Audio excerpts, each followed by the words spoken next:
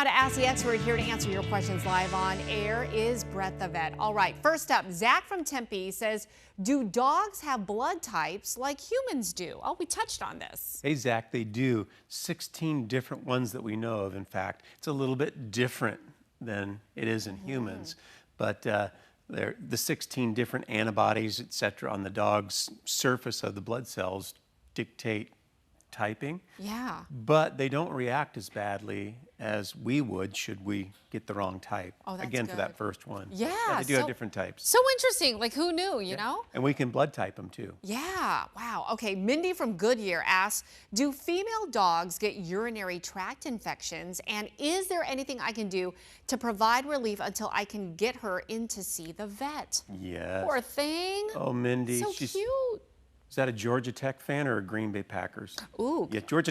Yeah. So Mindy's very sweet. Yes, female dogs are more prone to urinary tract infections than male dogs. What you can do ahead of time is encourage her to drink more water, flush her bladder out, facilitate that. And then there's really not a lot of supplements that work, but just encourage water, get her to the vet, maybe bring in a urine sample with you so they can test it, make sure it's not something else like crystals, right, for example. So I'm just curious, how would you even know that your dog has a UTI? Frequent attempts to go potty. Okay. And dribble, that urge to go and nothing comes out. She's constantly wanting to go outside. Okay. So, yeah. Got it. Oh, poor thing. All right, Barbara from Scottsdale says, does it hurt my dog or make him uncomfortable? This is in regards to pet blood donations. Generally, the donors are really good dogs. They're calm, relaxed. There's no real risk to those dogs. We just shave an area on the neck and draw from the jugular vein. Right. Sometimes we sedate them just to keep them nice and relaxed. Oh. And the process takes about 20, 30 minutes tops. Yeah. I'm just curious, how much blood do you draw? About 200 mils. Okay. Yeah, 150 Just like, mils. Yeah. Like a couple vials or something, or? About a half a can of Coke, I think that is. Oh, okay. Good to know. Just curious. Yeah.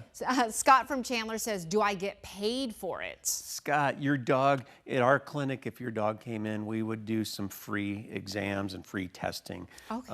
And I think that's what we do in kind to for our donors. Yeah. But you might check with your vet and see what they do. Generally, as a rule of thumb, I don't think so. Right, right. But it depends. Yeah. Every vet's different. Yeah. So, yeah. I mean, yeah, it is a bonus. somebody might give you some store credit. I don't know. Right. But what we do is some extensive blood work, free exams, and just make sure your pet's healthy. Yeah, okay. Wendy from Surprise says, what happens to the blood?